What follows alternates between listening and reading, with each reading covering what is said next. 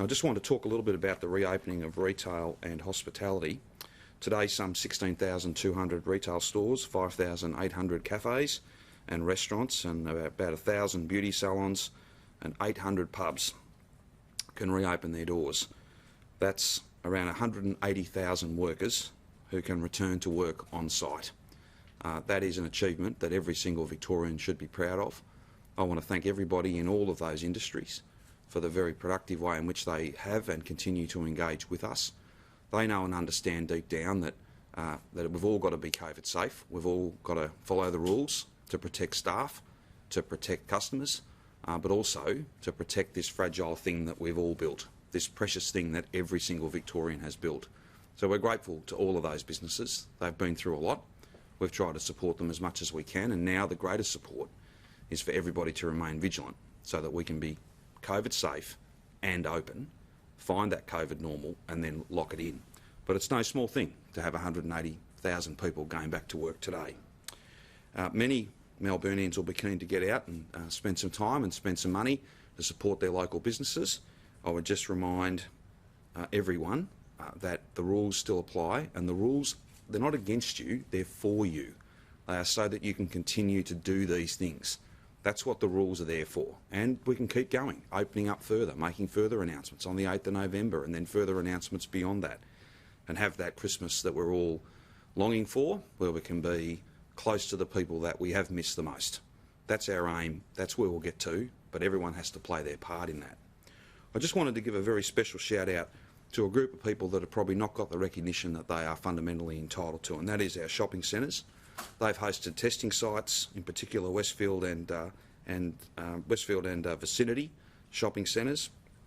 They've done an amazing job in making it as easy as possible for people to get tested. Those drive-through sites, they've kept them going even though large parts of their business have been closed. So to vicinity and to Westfield, I say thank you very much. You've done a great service for the public health and the safety of so many people, and we wouldn't have got to this point without the critical role that you've played. We're very grateful to vicinity and to Westfield shopping centres. If you have symptoms though, as I've said literally thousands of times, and I will continue to say it because it is so important, if you have symptoms, please go and get tested as soon as those symptoms are clear to you. There will be opportunities, of course, as people are out and about more, to go and get tested at one of these shopping centre sites or another site. I know this, I don't want to be anything other than clear.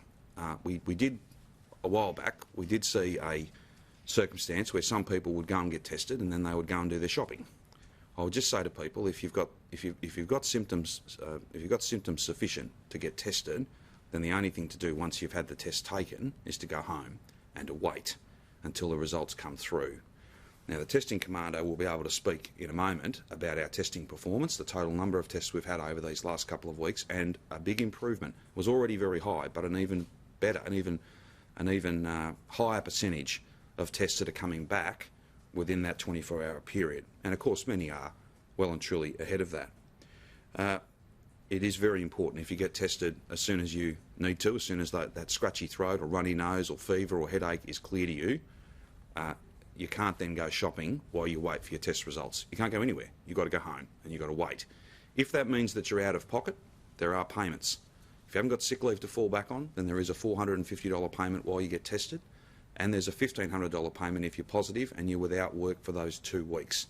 Those payments are very important, and we will pay them quickly, so that if you're protecting other families by not moving around, spreading the virus, we will protect you and support you so that no one has to choose between their bank balance and feeding their kids and keeping everyone else's kids safe.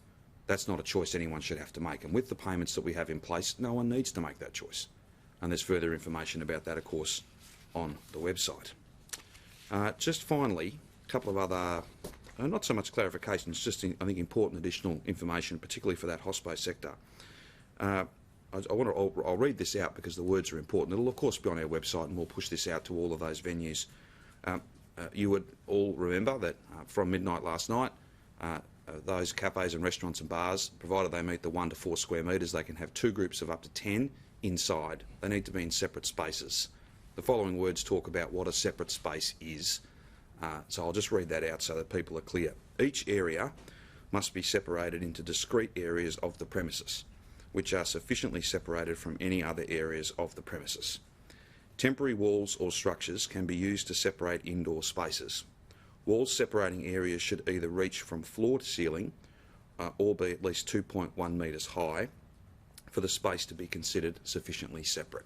So it doesn't have to be a wall, it can be a temporary structure that separates those spaces. The main message here is we can't have two groups of 10 that kind of de facto become one group of 20 because they're not sufficiently far apart that they are essentially at the same gathering in the same space. Inside is 20 times more dangerous than outside, and it's really important that we have those spaces separated. But common sense is an important part of that. It's not the physical barrier as much as it is keeping people apart. So a temporary structure will work, and we'll work with the industry around how that works, but I'm sure that'll be welcome news. It's not a wall that you need.